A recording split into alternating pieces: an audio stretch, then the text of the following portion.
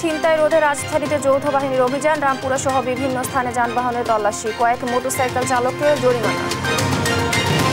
পাটুরিয়ায় দুটি ফেরিঘাট 23 বছর ধরে অচল, জায়গা দখল করে বালুর ব্যবসা প্রভাবশালীদের, হাতিয়ে নেওয়া হচ্ছে কোটি কোটি টাকা। বরগুনায় ডেঙ্গুর প্রকোপ ভয়াবহ, এ পর্যন্ত 16 জনের প্রাণহানি, আক্রান্ত প্রায় 2000, রোগীর চাপে হাসপাতাল হিমশিম অবস্থা। চিকিৎসার যে সরঞ্জাম এবং যেই লোকবল দরকার সেটি আমি পাইনি, খুবই কম সংখ্যক, এবং ভর্তি হতেও সিরিয়ালের দরকার। ডেঙ্গু পরিস্থিতি আসলে বরগুনা জেলাতে গত 2 মাস ধরেই বিরাজমান। প্রতিদিনই ডেঙ্গু রোগী আক্রান্ত হচ্ছে এবং আস্তে আস্তে ডেঙ্গু রোগীর সংখ্যা বাড়ছে। পিচ খোয়া উঠে বড় বড় গর্তে ফিরোজপুরের রায়ের কাঠি শ্রীরাম কাঠি সড়কে, সংস্কার না করেই 17 কোটি টাকা হাতিয়ে নিয়েছে ঠিকাদার। শ্রীরামকাঠি থেকে নিয়ে দামোদর ব্রিজ পর্যন্ত যে রাস্তাটা আছে এটা খুবই ভাঙ্গা, যাতায়াতের অনুপযুক্ত। রোগী যদি আমরা নিয়ে যাই, হে রোগী মেডিকেলে নেতে নেতে এমনি তারা মারা যাবে, নাইলে অসুস্থ হয়ে পড়েন। বান্দরবানের নাইক্ষংচড়ি সীমান্তে বেপরোয়া চোরা কারবারিরা, মিয়ানমার থেকে অবাধে আসছে গবাদি পশু, ইয়াবা, এবার থেকেও যাচ্ছে পণ্য।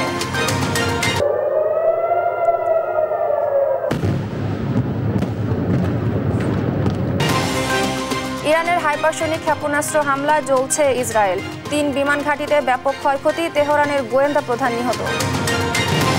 এবং ক্লাব বিশ্বকাপের বড় ম্যাচে অ্যাটলেটিকো মাদ্রিদকে 4-0 গোলে উড়িয়ে দিল পিএসজি, অকল্যান্ড সিটিকে 10-0 গোলে হারিয়েছে বায়ার্ন মিউনিখ।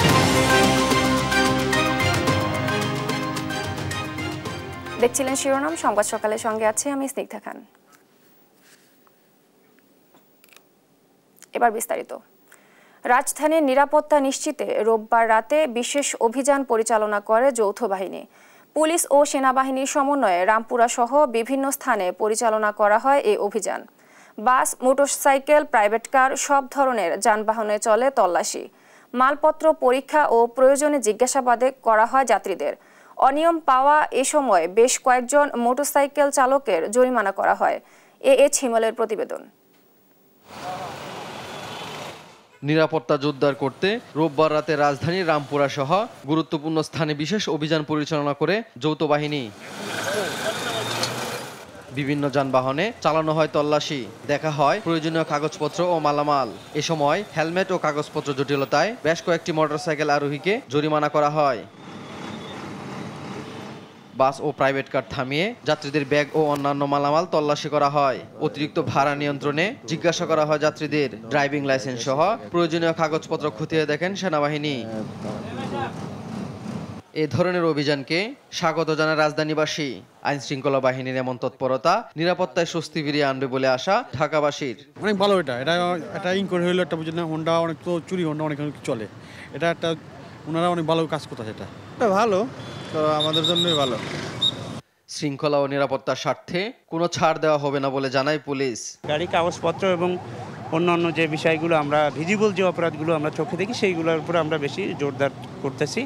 কারণ আপনারা জানেন রাত্রকালীন ব্যাপার, অনেক সময় বিভিন্ন ক্রাইম হয়ে থাকে, সেক্ষেত্রে চেকপোস্ট করলে যারা মূলত অপরাধী তারা মূলত একটু সতর্ক হয়ে যায়। যাত্রীদেরকে জিজ্ঞাসা করা হচ্ছে যে আসলে আপনারা বেশি আপনাদের ভাড়া কত।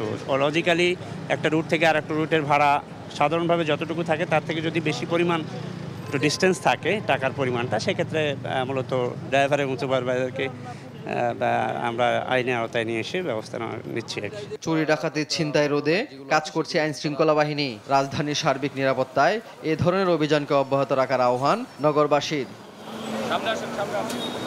এএইচ হিমেল, দেশ টিভি, ঢাকা। পুলিশের চলমান বিশেষ অভিযানে রাজধানীর ঢাকাসহ সারা দেশে গত 24 ঘন্টায় গ্রেফতার করা হয়েছে মোট 1614 জনকে।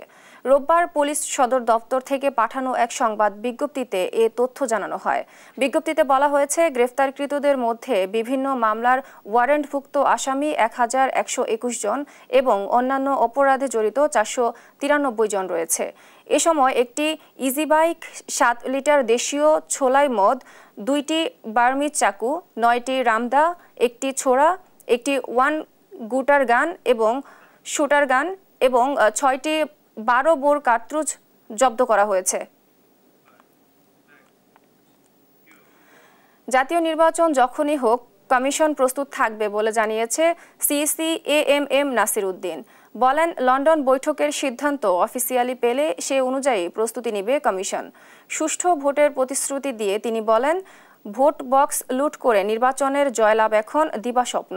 এদিকে নির্বাচন যখনই হোক তা সুষ্ঠু করতে আইনশৃঙ্খলা বাহিনী প্রস্তুত বলে জানান স্বরাষ্ট্র উপদেষ্টা জাহাঙ্গীর আলম চৌধুরী।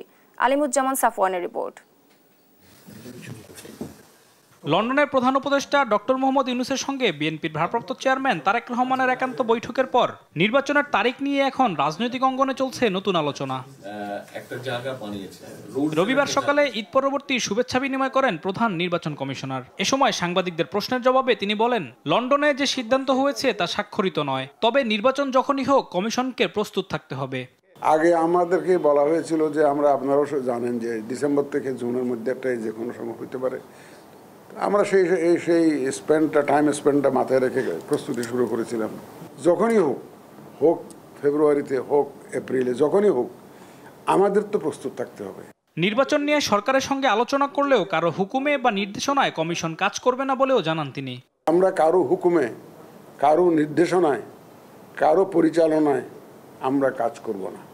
আমরা রেফারের কাজ করব। কেউ যদি ফাউল খেলতে চান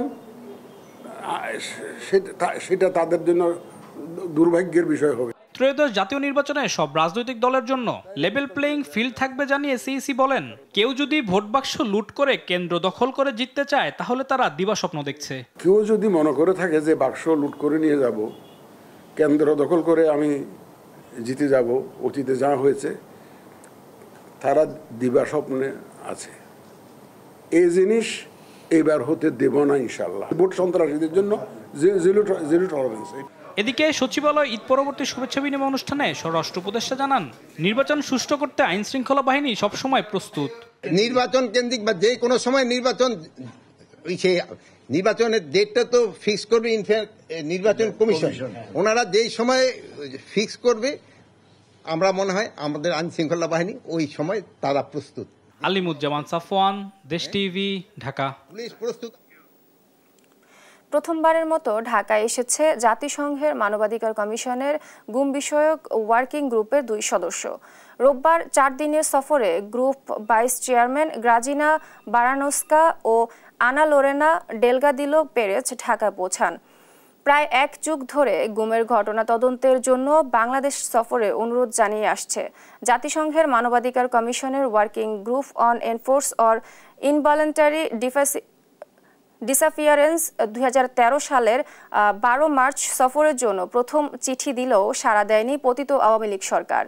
5 আগস্ট ছাত্র জনতা অভ্যুত্থানের শেখ হাসিনার সরকারের পতনের পর ডক্টর মোহাম্মদ ইউনূসের নেতৃত্বাধীন অন্তর্বর্তী সরকারের কাছে অনুরোধ জানালে সাড়া দেয় বাংলাদেশ।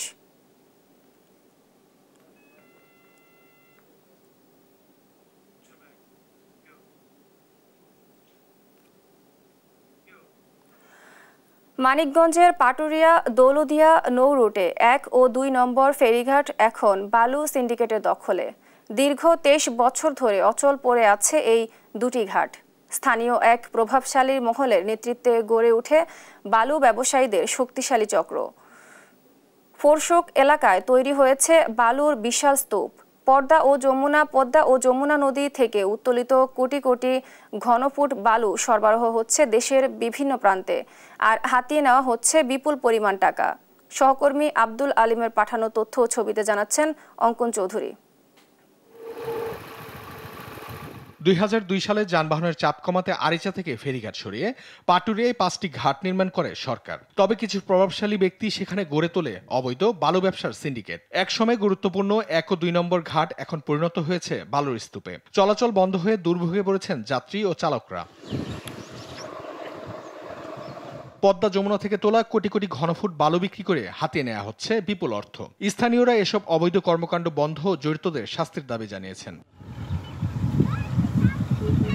যদিও 1983 সালে আরিচাকে নদীবন্দর ঘোষণা করা হয়, বাস্তবে সে আইনের কোনো প্রয়োগ নেই। ঘাট এলাকায় চলছে প্রকাশ্যে দখল ও বালু ব্যবসা। ঘাটটা রানিং থাকতো, তাহলে কিন্তু এই ব্যবসাটা এখানে হইতো না। জসিম খান নামে এক ব্যক্তিরে যে কোবানো হয়েছে এই বালু ব্যবসা ওই বিরোধী দল দখল নেওয়ার জন্য।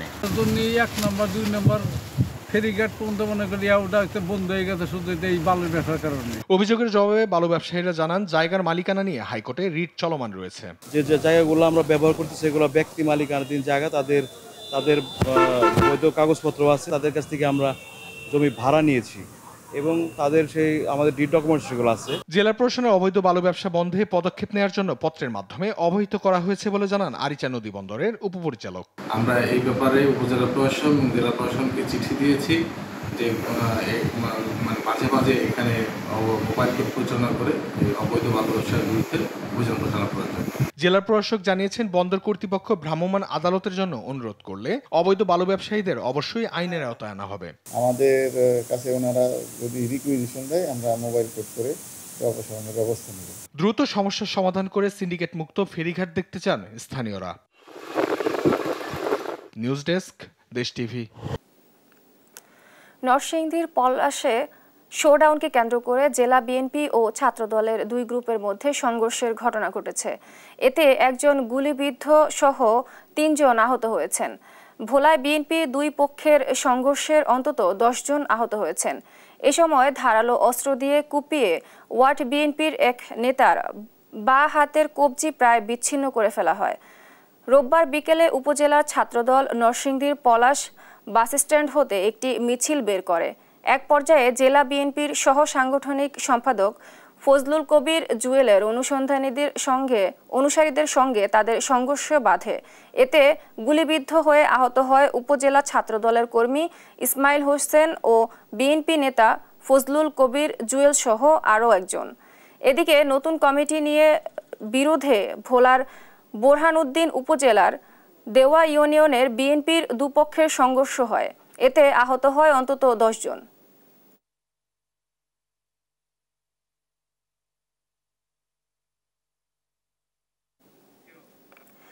ভারতের বিভিন্ন স্থানে করোনা ভাইরাসের প্রকোপ বাড়ায় দিনাজপুরের হিলি ইমিগ্রেশন চেকপোস্টে সতর্কতা জারি করা হয়েছে। ইমিগ্রেশন চেকপোস্টে বসানো হয়েছে উপজেলা স্বাস্থ্য কমপ্লেক্সের পক্ষ থেকে মেডিকেল টিম দায়িত্বে থাকা উপজেলা স্বাস্থ্য বিভাগের উপসহকারী কর্মকর্তা ভারত থেকে ফিরে আসা যাত্রীদের করোনা ভাইরাসের উপসর্গ আছে কিনা তা হেলথ স্ক্যানারের মাধ্যমে পরীক্ষা করছেন। পাসপোর্টধারী যাত্রীদের মাস্ক ছাড়া অফিসে প্রবেশ করতে দেওয়া হচ্ছে না বলে জানায় কাস্টমস সুপার।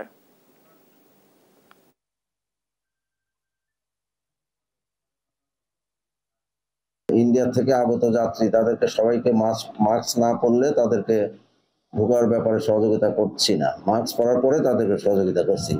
অনুরূপ বাংলাদেশ থেকে যারা ভারতে যাচ্ছে তাদেরও মাস্ক পরিহিত অবস্থায় আসার পরে তাদেরকে সেবা প্রদান পূর্বক তাদেরকে ভারতে যাওয়ার ব্যাপারে বলা হচ্ছে।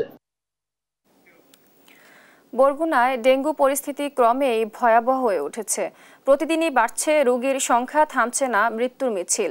জেলায় ইতোমধ্যে প্রায় 2000 মানুষ ডেঙ্গুতে আক্রান্ত হয়েছেন, যা দেশের মোট আক্রান্তের 25%। এ পর্যন্ত মারা গেছেন 16 জন। হাসপাতাল কর্তৃপক্ষ বলছে ডেঙ্গুর প্রকোপ হাসপাতালের বিদ্যমান সক্ষমতাকেও ছাড়িয়ে গেছে। রিয়াজ আহমেদ মুছার তথ্য ও ছবিতে জানাচ্ছেন আব্দুল্লাহ আল মারুফ। স্ত্রী আর 2 বছরের ফুটফুটে কন্যাকে নিয়ে সুখের সংসার ছিল রাজনের। স্ত্রী জেরিন ডেঙ্গুতে আক্রান্ত হয়ে 27তম জন্মদিনে গেল 6 জুন না ফেরার দেশে পাড়ি জমান। 7 জুন বিবাহ বার্ষিকীতে দাফন করা হয় তাকে। অক্সিজেন দেওয়ার জন্য যখন আমরা উপরে নিয়ে যাই তখন আমাদের হয়রানি করা হয়। আবার ওরে 2-3 বারে উপরে নিচে করার জন্য ভর্তি লাগবে, এটা লাগবে, সেটা লাগবে, নিচে নামাই। তো সঠিক টাইমে ওর অক্সিজেনটাও দিতে পারি নাই। পরবর্তীতেও আমার এরকম কোলে বসেই আমার কোলেও চলে যায়, আমি কিছু বলতে পারি না। স্থানীয়রা জানান চলতি বছরের মতো মশার এত উপদ্রব আর কখনো দেখেননি তারা। মশা নিধনের কার্যক্রম চলছে ঢিলেঢালাভাবে, ফলে জেলায় ডেঙ্গু মহামারী আকার ধারণ করেছে।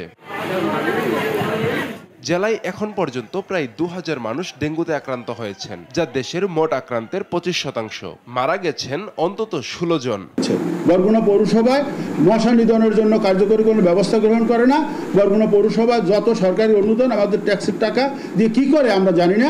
বরগুনা পৌরসভা জনগণের কোনো উন্নয়নমূলক কাজে আসে না। মশক নিধনের যে কার্যক্রম, কোনো কার্যক্রমই পৌরসভা পালন করছে না, চোখে পড়ছে না। খুবই দুরবস্থা। ৫৫ শয্যার ডেঙ্গু ওয়ার্ডে গড়ে প্রতিদিন ২৫০ জন রোগী হাসপাতালে ভর্তি থেকে চিকিৎসা নিচ্ছেন। বেড সংকটে চিকিৎসা নিতে হচ্ছে মেঝেতেই। অস্বাস্থ্যকর পরিবেশ আর জায়গার অভাবে বাড়ছে ভোগান্তি। এই দেখ প্যারাসিটামল ট্যাবলেট এই ৬ ঘন্টা পর পর খাইয়েন, এছাড়া এখন যে কোনো একটা জিনিস পাইলাম না, সব ওষুধ বাড়ার দেখে না লাগে। নার্সিং ব্যবস্থা এগুলো ভালো না, ঔষধপাতি সব আমাদের কিনে খাইতে হয় এবং আপনার এই 8 দিন ধরে শুধু একমাত্র 1 পিস নাফাই পাইছি, এছাড়া আর কোনো ঔষধ এখান থেকে পাই নাই।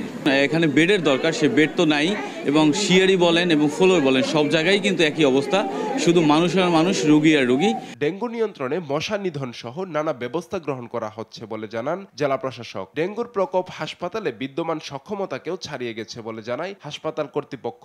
পৌরসভা মশক নিধনের যে ধরনের কার্যক্রম, সকল ধরনের কার্যক্রম অব্যাহত রেখেছে। আমাদের হাসপাতালের সাথে কমিউনিকেশন ভালো আছে। দিনকে দিন এটা মহামারী আকার ধারণ করতেছে এবং আমরা বর্তমানে খুব মহাবিপর্যয়ের সম্মুখীন, আমাদের সক্ষমতা বাইরে চলে গিয়েছে। বরগুনা জেনারেল হাসপাতালে ডেঙ্গু রোগীর চাপ সামলাতে 6 জন চিকিৎসক ও 10 জন নার্স প্রদান করেছে স্বাস্থ্য বিভাগ। নিউজ ডেস্ক, দেশ টিভি। পিরোজপুর সদর উপজেলার রায়েরকাঠি শ্রীরামকাঠি সড়কের বেহাল দশা। দীর্ঘদিন মেরামত না হওয়ায় চলাচলের অনুপযোগী এই সড়কে প্রায় ঘটছে দুর্ঘটনা। এলাকাবাসীর অভিযোগ, সংস্কার কাজ শুরু করার আগেই বরাদ্দের টাকা উঠিয়ে নেয় ঠিকাদারি প্রতিষ্ঠান ইফতি ইটিসিএল। সহকর্মী জালিস মাহমুদের রিপোর্ট, জানাচ্ছেন নুসরাত শোভা। পিরোজপুর সদর থেকে রায়েরকাঠি হয়ে শ্রীরামকাঠি এলাকা পর্যন্ত সড়ক নির্মাণ করা হয় ২০০১ সালে। এই সড়কের ৮ কিলোমিটার অংশের এখন বেহাল দশা। দীর্ঘদিন মেরামত না হয় খানাখন্দে ভরা সড়কটি। সৃষ্টি হয়েছে বড় বড় গর্তের, উঠে গেছে পিচ ও খোয়া, এতে প্রায়ই ঘটছে দুর্ঘটনা এড়াতে বিকল্প রাস্তায় চলাচল করছেন জনসাধারণ। এতে নষ্ট হচ্ছে সময়, বাড়ছে যাতায়াত খরচ। এলাকাবাসীর অভিযোগ, ২০২৪ সালে সড়কটি সংস্কারের প্রকল্প হাতে নেয় সরকার। কাজ শুরু হওয়ার কথা ছিল একই বছরের ৬ নভেম্বর, শেষ হওয়ার কথা ছিল ২০২৫ সালের ৫ নভেম্বর। বরাদ্দ ১৭ কোটি ২৬ লাখ টাকা। তবে ঠিকাদারি প্রতিষ্ঠান ইফতি ইটিসিএল কাজ না করেই সেই টাকা উঠিয়ে নেয়। দামোদর ব্রিজ থেকে শ্রীরামকাঠি পর্যন্ত আমাদের অবস্থা খুবই খারাপ। একটা রুগী যদি আমরা নিয়ে যাই, হে রুগী মেডিকেলে নিতে এমনি তারা মারা যাবে, নাইলে অসুস্থ হয়ে পড়েন। ৮-১০ বছর ধরে এই শ্রীরামকাঠি থেকে নিয়ে দামোদর ব্রিজ পর্যন্ত যে রাস্তাটা আছে এটা খুবই ভাঙ্গা, যাতায়াতের অনুপযুক্ত। আমরা যখন সকালে রওনা দিয়ে যাই, কি কষ্ট, কি দুর্বশা, যন্ত্রণা এ নিয়ে আমরা আমাদের প্রতিষ্ঠানে বুঝতে হয়। এই অভিযোগের সত্যতা যাচাই করতে একাধিকবার নির্বাহী প্রকৌশলী রঞ্জিত দের সঙ্গে যোগাযোগ করা হলেও তার কোনো বক্তব্য পাওয়া যায়নি। তবে পিরোজপুর জেলা প্রশাসক দুর্নীতির কথা স্বীকার করে বলেন, কিভাবে আবার রাস্তাটা সংস্কার করা যায় তা ঊর্ধ্বতন কর্তৃপক্ষের নজরে আনা হয়েছে। এখানে দুর্নীতি হয়েছে মর্মে দুর্নীতি দমন কমিশন কর্তৃক উদ্ঘাটিত হয়েছে। পরবর্তী কার্যক্রম কি করণীয় হবে এবং রাস্তাগুলো কিভাবে আবার সংস্কারের আওতায় আসবে, মেরামত করা যাবে এবং নতুন রাস্তা তৈরি হবে, এই বিষয়ে সরকারের নজরে আনা হয়েছে। এই সিদ্ধান্ত আসলে আমরা তৎপরবর্তীতে সিদ্ধান্ত অনুযায়ী কার্যক্রম গ্রহণ করব। পিরোজপুর সদর উপজেলার ৭০০ কিলোমিটার পাকা ও আধা পাকা সড়ক রয়েছে। এর মধ্যে ৪০০ কিলোমিটারই চলাচলের অনুপযোগী। নিউজ ডেস্ক, দেশ টিভি। আইনশৃঙ্খলা রক্ষাকারী বাহিনীর বিভিন্ন বৈঠক ও মতবিনিময় সভায় চোরাচালান দমনে কঠোর নজরদারি বাড়ানোর উপর জোর দেওয়া হলেও বান্দরবানের নাইক্ষ্যংচরি সীমান্তে আগের চেয়ে বেপরোয়া হয়েছে চোরাচালানিরা। এদিকে মিয়ানমার থেকে অবৈধ পথে গরু, ইয়াবাসহ রোহিঙ্গা অনুপ্রবেশ ঘটছে। অন্যদিকে এপার থেকেও যাচ্ছে বিভিন্ন পণ্য। এ আদান প্রদানের হাজার কোটি টাকা অবৈধভাবে চলে যাচ্ছে দেশের বাইরে। আবুল বাশার নয়নের প্রতিবেদন, জানাচ্ছেন টুম্পা আফরোজ। 2022 সালের আগস্ট থেকে মিয়ানমার অভ্যন্তরে চলছে সংঘাত। সীমান্তে এখন সশস্ত্র বিচ্ছিন্নতাবাদী গোষ্ঠীর একচ্ছত্র আধিপত্য। তারা সরাসরি চোরাকারবারি মাফিয়াদের সঙ্গে যোগসাজশে বাংলাদেশের অভ্যন্তরে অর্থের বিনিময়ে গবাদি পশু, মাদক সহ অন্যান্য মালামাল পাচার করছে।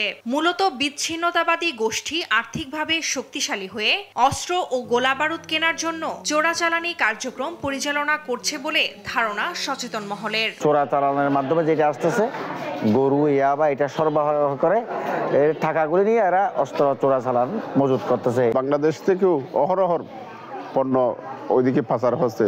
এই টাকাগুলো হুন্ডির মাধ্যমে, বিভিন্ন ব্যাংকের মাধ্যমে এবং বাংলাদেশের বিভিন্ন ফন্ডের মাধ্যমে টাকাগুলো পাচার হচ্ছে। এদিকে সীমান্ত এলাকায় ব্যাপক হারে চোরাচালানির ফলে আইন শৃঙ্খলার অবনতি ঘটছে এবং দিন দিন পরিস্থিতি নিয়ন্ত্রণের বাইরে চলে যাচ্ছে।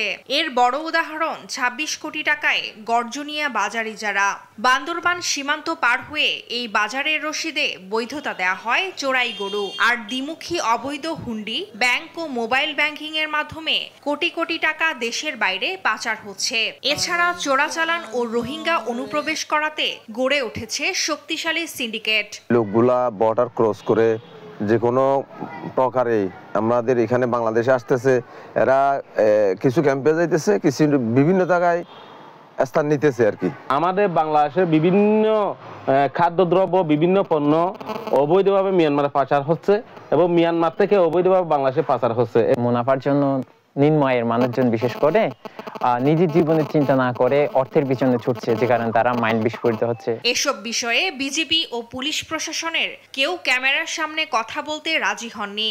দুই বাহিনী দায়িত্ব পালন করে যাচ্ছেন দাবি করে স্থানীয়রা সচেতন হলে প্রতিরোধ গড়ে তোলা সম্ভব হবে মনে করছেন তারা। আমরা শুধুমাত্র জনসচেতনতাটাই নিয়ে কাজ করতে পারি। প্রতিরোধ বা ওদেরকে চ্যালেঞ্জ করা বা অভিযান এগুলো মূলত বিজিবিটাই করেন আর কি। তারা ওনাদের দায়িত্ব তারা পালন করছেন। ওনাদের যতটুকু সাপোর্ট আমাদের পক্ষ থেকে দরকার, যেমন লজিস্টিক গাড়ি বা এরকম রিকুইজিশন করে দেয়, এটা আমরা ওনাদেরকে হেল্প করতেছি। চোরাচালান দমনে নাইক্ষ্যংছড়ি, গর্জনিয়া, কচ্ছপিয়ায় নিয়মিত বাজার মনিটরিং এবং যৌথ অভিযাত্রিক দল গঠনের পরামর্শ স্থানীয়দের। নিউজ ডেস্ক, দেশ টিভি। বগুড়ায় সপ্তম শ্রেণীতে পড়ুয়া মেয়েকে বিয়ে দিতে রাজি না হওয়ায় বাবাকে পিটিয়ে হত্যার অভিযোগ উঠেছে জেলার স্বেচ্ছাসেবক দলের সহসাধারণ সম্পাদক জিতু ইসলামের বিরুদ্ধে। হত্যাকাণ্ডের পর অভিযুক্ত জিতু সহ 2 জনকে আটক করেছে পুলিশ। এই ঘটনায় শহর জুড়ে তোলপাড় শুরু হলে জিতুকে দল থেকে বহিষ্কার করা হয়। সহকর্মী সঞ্জু রায়ের রিপোর্ট, জানাচ্ছেন নুসরাত শোভা। একাধিক মামলার আসামি স্বেচ্ছাসেবক দলের নেতা জিতু ইসলাম 50 বছর বয়সে সপ্তম শ্রেণী পড়ুয়া এক মেয়েকে বিয়ে করতে উঠে পড়ে লাগেন। বিয়ের প্রস্তাব পাঠান মেয়ের বাবার কাছে। দরিদ্র রিকশাচালক বাবার মেয়ের ভবিষ্যৎ নিয়ে অনেক স্বপ্ন, তাই মাদক ব্যবসায়ী জিতুর সঙ্গে ছোট্ট মেয়েকে বিয়ে দেওয়ার কথা চিন্তাও করতে পারেননি তিনি। তাই যেন কাল হলো বাবার জন্য। গেল শনিবার সকালে কাজে বের হওয়ার সময় জিতু আবারও রিকশাচালক শাকিলকে চেপে ধরে তার মেয়েকে বিয়ে করতে। ক্ষুব্ধ হয়ে জিতুকে চড় মারেন শাকিল। সঙ্গে সঙ্গেই জিতুর লোকজন শাকিলকে মারধর করে জখম করে। পরে দুপুর 2টার দিকে জিতু আবারও 10-12 জনকে সাথে নিয়ে শাকিলের বাসায় গিয়ে তাকে তুলে নিয়ে বেধড়ক মারেন।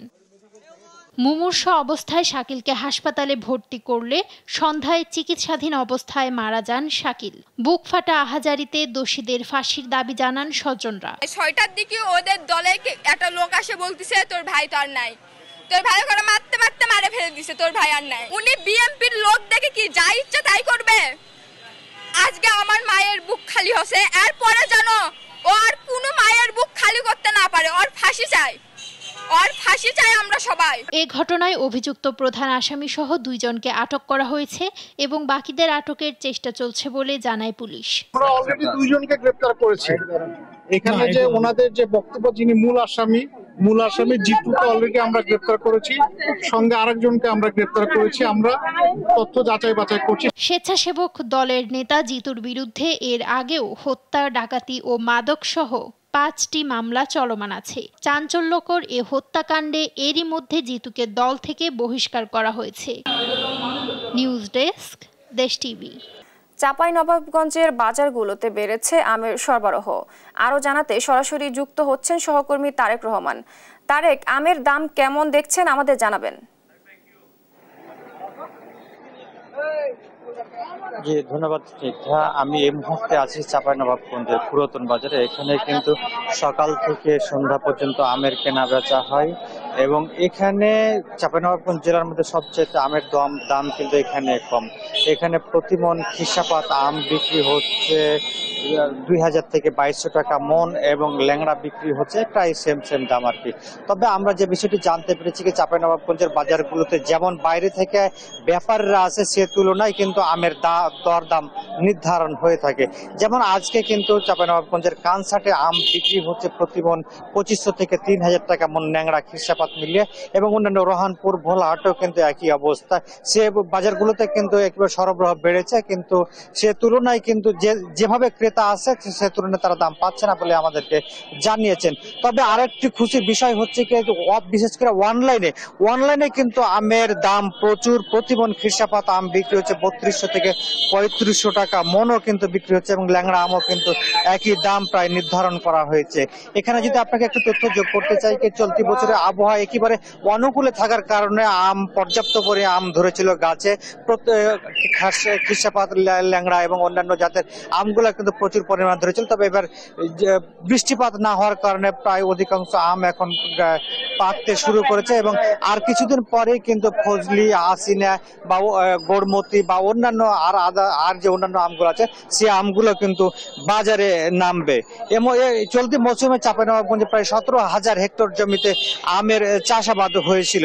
তবে বরাবরের মতোই কিন্তু বারবার একটি অভিযোগ করে আসছেন চাঁপাইনবাবগঞ্জের যারা একেবারে প্রান্তিক পর্যায়ে আম চাষি আছে, তারা বলছেন কি যে চলতি মৌসুমে 50 থেকে 52 কেজিতে 1 মণ আম নির্ধারণ করা হচ্ছে, কোনো জায়গাতে 48 কেজিতে 1 মণ আম নির্ধারণ করা হচ্ছে।